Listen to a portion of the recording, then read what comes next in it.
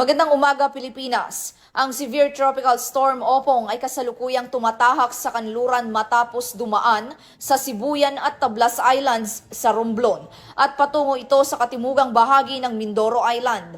Taglay nito ang lakas ng hangin na 110 km kada oras malapit sa gitna, bugso hanggang 150 km per hour at kumikilos pa kanluran sa bilis na 35 km per hour.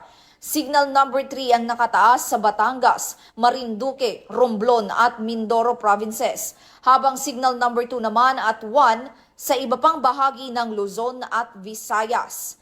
Aasahan ang malakas na pag-ulan, matinding hangin at mataas na daluyong sa mga baybayin. Pinapayuhan ang lahat na huwag munang pumalaot at sumunod sa abiso ng lokal na pamahalaan para sa kaligtasan. Muli, manatiling nakatutok sa mga susunod na bulletin. At yan ang ating weather update sa mga oras na ito. Ako si Patrolwoman Fe Octaviano para sa PNN Weather Update.